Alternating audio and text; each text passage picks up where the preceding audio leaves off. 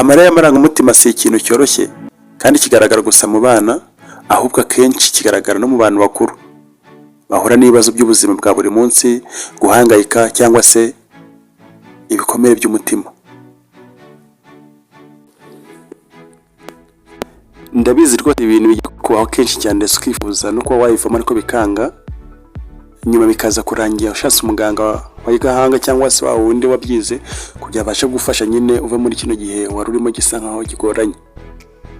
Si wari wabona se umuntu noneho mukuru cyangwa se usa nkaho agaragara nkaho atuje inyuma yambaye neza rwose amakositimu cyangwa se akeye mu buryo bumwe cyangwa se ubundi, ariko ugasanga mu gihe runaka aratwisararize utaruzi ikintu azize cyangwa se utazi ibimuteye, akarira gusa cyangwa se wamuganiza ku buzima bwe bwite ugasanga ahise asuka amarira hasi atitaye ahantu yari ari.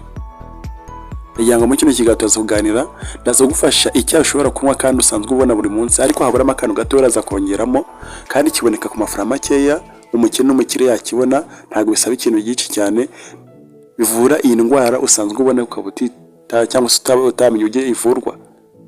Ndagira ngo hano tuze kumenya neza cyane cyane yuko uburwayi akenshi avuga ko bushingiye ku marangamutima. Hari igihe atuma dusuka amarira kenshi cyane kutazana biturutse, cyangwa se akaba ari igihe atuma dususuruka nk'izuba ryo mu gitondo, tugaseka tugakunda, tugatekereza neza n'ibindi. Ariko hari igihe aza nk'ikirere kijimye kigatuma umutima wacu uremererwa, tugacika intege, tukarira cyangwa tukumva nta cyizere dufite. Iyo ari meza, ndavuga nyine amarangamutima aduha imbaraga zo gukunda, gufasha gutekereza ibisubizo byiza. Ariko hari mabi nanone ashobora kudukuramo ibyishimo byose, akatubuza umutuzo kandi agatuma dutakaza icyerekezo cy'ubuzima bwacu bw'ejo hazaza. Kandi ikibabaje ni uko rimwe na rimwe ayo marangamutima mabi aza buhoro buhoro, nk'igihe isazi yinjiye mu cyumba mu buryo utatiteguye, ugasanga yicaye ku mutima wawe atangira kukubaza cyangwa se atangira kubungabunga kubuza amahoro. Ariko hari inkuru nziza, amarangamutima si nk'ibuye ridashobora kwimuka. Hari uburyo bwo kumenya cyangwa se kuyacunga, kuyakoresha neza no kuyagabanya igihe atangiye kukumerera. Nibyo tugiye kuganiraho mu buryo bwagutse kugira ngo umuntu wawe wongere ahumeke mu mucyo aho guhora mu mwijima. Reka ngusabe wowe usanga udukurikirana no kuri Ibimenye Nawe TV, ndagira ngo rwose uzane agatebe, wongere uzane igikosi nk'ibisanzwe, usukemo amazi, usukemo icyayi cyangwa se akakawa, ubundi usangire ino nkuru. Uraza kurangiza ino nkuru umaze kumenya neza ese mu by'ukuri ni ikihe kintu nakoresha kugira ano marangamutima agaragara ku bantu benshi cyane, babandi bwagaragara ko nyine ari uburwayi bwarenze, akizwe n'ikintu cya makeya twita icyayi cyoroshye cyane. Reka dusomeho twese. Mbere ko dukomeze, kana subscribe ahangaha ukande ukazugera comment nayo ishireho kugira ubutaha tuzabona yuko turi kumwe n'abantu badukurikirana neza. Reka twikomereze. Waba warigeze mu mutima wawe uremerewe ukarira amarira menshi utazi impamvu nyakuri, cyangwa se ukawumva agahinda k'ubuzima bukabije, guhangayika cyangwa se kwiheba bigatuma amarangamutima yawe asohoka mu buryo butunguranye. Ibi ni ibimenyetso y'ibyo twita indwara ziturutse ku myumvire cyangwa se emotional causes zitera amarira menshi ku bantu batari abana, zirimo agahinda kakabije, ibyo twita depression, guhangayika cyane, anxiety, ibikomere by'umutima, emotional trauma, kwiheba no kwigunga, ndetse n'ihungabana riturutse ku buzima buhambaye. Mu gihe amarira aba menshi cyane, bishobora kugira ingaruka ku buzima bwacu bwa buri munsi, imibanire n'abandi, ndetse no ku buryo twiyumva muri sosiyete. Ariko hari ibyiza, hari uburyo bw'umwimerere kandi bworoshye bwo kugabanya aya marangamutima no kubona ihumure. Muri iyi video turaza kubasangiza uburyo bwiza bw'umwimerere bwafasha kugabanya amarira menshi y'amarangamutima, bushingiye gukoresha icyayi cy'imera tugiye kubabwira muri ino nkuru mo hagati. Tuzasobanura impamvu ibimera bifite ubushobozi bwo gutuza umutima no kugabanya agahinda, ndetse tunakwereke uko wabitegura neza kandi ukabyifashisha mu buzima bwawe bwa buri munsi. Reka dutangiye turebe neza uko ibi byose bikorwa, maze tugere ku gisubizo cyatuma wumva umeze neza kandi ufite umutuzo. Muri iki kiganiro none kandi turaza kubabwira ibintu bishobora gutuma umuntu mukuru nk'uyu nguyu cyangwa se umwana ashaka kurira cyangwa se umuganiza mu gihe runaka ubona asuka amarira bitewe n'ibintu bimuri mu mutima utaruzi. Turaza kureba byibuze indwara zigera muri 5 bishobora gutuma ugira amarangamutima yakuzanira amarira mu bundi buryo. Ubundi amarira y'amarangamutima kenshi ntabwo ava ku mpamvu z'umubiri gusa, ahubwo aterwa n'ibibazo byo mu mutwe no mu marangamutima nyine. Hari impamvu nyinshi z'ingenzi zitera abantu kurira cyane kandi kenshi hakazamo izi ngiye kubabwira. Impamvu ya mbere ishobora gutuma umuntu ashaka kurira cyangwa se igihe runaka umutungije n'ikiganiro uko ugasanga ashobora guhita atangira kurusuka amarira hasi cyangwa kubwira ibintu birimo agahinda kenshi cyane, nibyo twita depression cyangwa se agahinda gakabije. Ibi rero akaba ari indwara yo mu mutwe ituma umuntu arira kenshi atari ku mpamvu zigaragara, akumva nta byishimo kandi akumva ubuzima butamushimisha. Mu yandi magambo, akunda kugira agahinda gakabije ariko gaturutse ku mpamvu runaka, bityo rero bikaba byatuma amarira ye ahita agaragara hafi bitewe yuko nyine kano gahinda kamurenze. Ikindi gishobora gutuma umuntu agaragaraho kurira cyane bitunganye bitewe n'ikiganiro umuganije ni icyo twita guhangayika cyane, anxiety.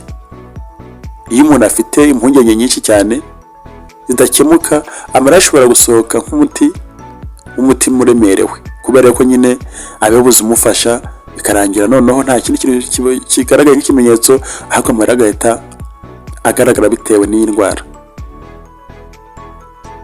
Ikintu cya gatatu gishobora gutuma ushaka guhita urira igihe runaka bigutunguye kandi bibabaje cyane, ndetse ugomba gufata nk'ikibazo gisa nkaho gikomeye cyane. Wenda birashoboka ko ushaka kwibona muri kano gahinda cyangwa se ukibona muri kino gihe turimo aho waba uri hose, ariko ntumenye ibyo ari byo.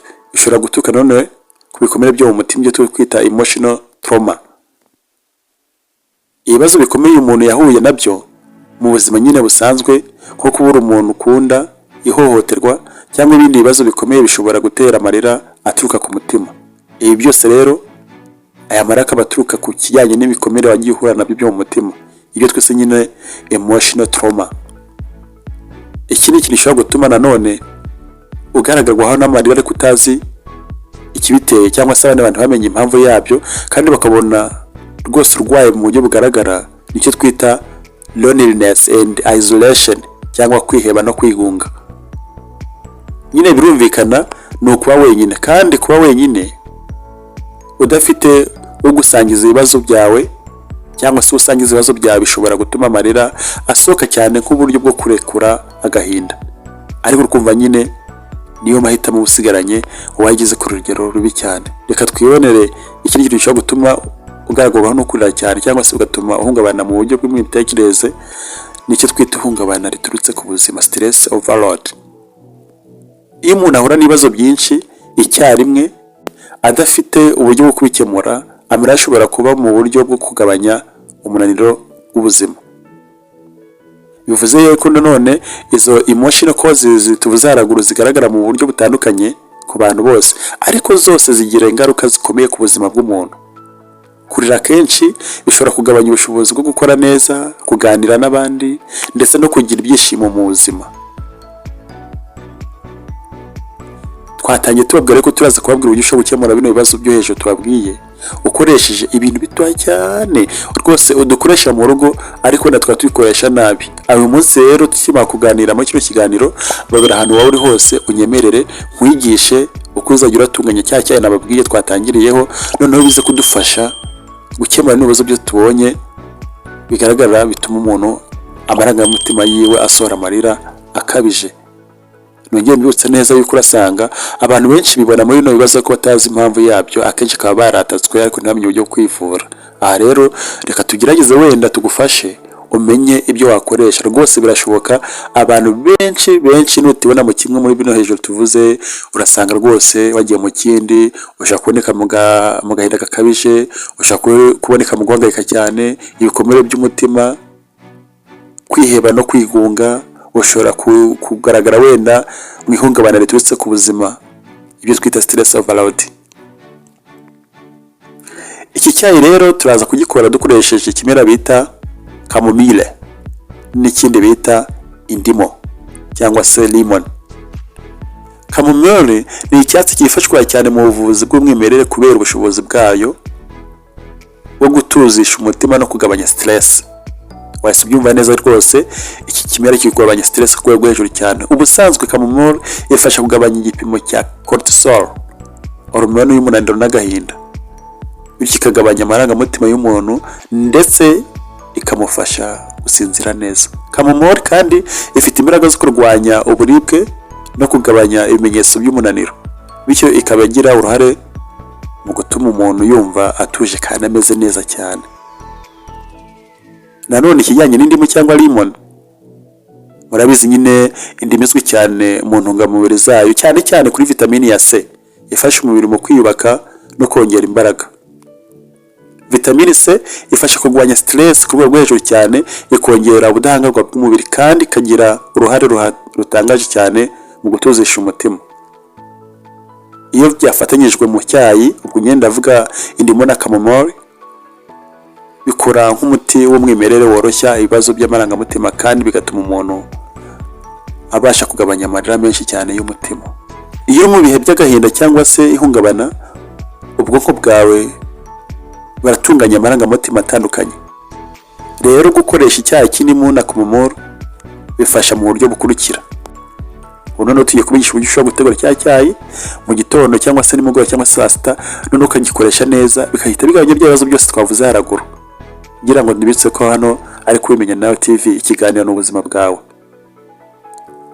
Icyambere, uko ushobora gutegura cya cyayi, urashaka isafuriya nziza cyane, nurangiza ushyushya amazi uyashyire mu gikombe, wongeremo akayiko ka chamomile, utegeze byibuze nk'iminota 5 cyangwa se 7. Nyuma y'iyo minota urongeramo utuyiko 2 cyangwa se kamwe tw'amazi y'indimu mashya. Iyo tuvuze amazi y'indimu mashya nyine ni ya mazi y'indimu itari yapfa yandi ikiri cyashya. Kandi ushobora kongeramo none akayiko gatoya k'ubuki igihe ufashe. Ibi bintu bikoresha neza rwose, hari ikintu bizagufasha mu buzima. Nyuma yaho yo kura cyangwa gutegura icyo cyayi, hazakurikiraho icyiciro cyo kunywa icyayi gahoro gahoro. Ntago ari kugutomera ntago ari kugutomera, ni gahoro gahoro. Kunywa icyayi mu buryo butuje bituma umubiri ubasha koroherwa n'imbaraga z'iki cyayi. Mbese mu yandi magambo, igihe ukunywa kino cyayi ugomba kukinywa uri mu icyo bita meditation cyangwa meditation, utuje nta stress zindi, wumva yuko bishoboka. Iki cyayi rwose kizagufasha, wikinywa huti kinywe gahoro gahoro gahoro gahoro. Kandi none turaza kubabwira inshuro ushobora kunywa kino cyayi kurumva cyabaye nk'umuti. Ni icyayi umuntu wese yakoresha, ntabwo kiba gishariye, ni icyayi wasanga ahantu henshi hatandukanye, ni icyayi ndetse na muganga ashobora kukwandikira. Ubundi kunywa kino cyayi ugomba kukinywa inshuro byibuze 2 ku munsi, cyane cyane mu gitondo na mbere yo kuryama, kugira ngo nyine ugire umutuzo uhagije. Bivuze ngo igihe bamaze kugitegura, ibuka ko ushafata icyayi cya mu gitondo, wongeye ufata icyayi cya nimugoroba ugiye kuryama, kugira bigufashe nyine gukora kazi kose ko gutunganya bwawe kugabanya amarira cyangwa se kuraha amarira. Kandi nanone ugomba kubihuza no kwiyitaho. Ibi bigomba kujyana no gufatanya cyangwa se no gufata umwanya wo kuruhuka bihagije, gukora imyitozo ngororamubiri yoroshye, no kuganira n'abantu bizewe mu buzima bwawe. Aha iyo tuvuze abantu bizewe mu buzima bwawe nyine urabizi abantu bose ntabwo ari beza. Ugomba kugira abantu inshuti zawe wegera, ukabaganiriza ibibazo byawe cyane wa muntu wumvamo nyine ubwira ikibazo cyakacyumva. Ariko nanone nubwo tumaze kubabwira uburyo bikoreshwa n'uko bitunganwa kugeza byibuze utangiye kukinywa, icyayi kinimo na chamomile ni umuti karemano ushobora kugabanya amarira menshi y'amarangamutima. Ntabwo gisimbura inama z'abaganga cyangwa se imiti iyo bibaye ngombwa, nyine birumvikana. Iyo ikibazo gikomeye cyangwa se cyangwa gukira, ni byiza kugisha inama inzobere z'ubuzima bwo mu mutwe. Kugabanya amarira menshi y'amarangamutima ni urugendo rusaba kwiyitaho no gushaka uburyo bwiza kugabanya ibibazo byo mu mutima. Icyayi kinimo na chamomile bitanga amahirwe yo gutuza umutima, kugabanya agahinda no kugarura ibyishimo mu buzima bwa buri munsi. Reka ngusaba gukora uyu mwitozo tumaze kuvuga haraguru, wiyumve neza kandi ube hafi y'abagufasha mu buzima bwawe, kuko umutuzo wo mu mutima ni itangiriro y'ubuzima bwiza. Birashoboka ko wenda wabanye natwe kugeza kino kiganiro kigeze aka kanya, ariko ndakwibutsa ko hano ari kuri Menye Nawe TV, ikiganiro n'ubuzima bwawe. Kanda subscribe, ukande like, ukande ukazogera, igihe dushyize ikiganiro ugira wa mbere wo kukibona. Turagukunda cyane. Ikiganiro cyo ni kigaruka. Ciao ciao.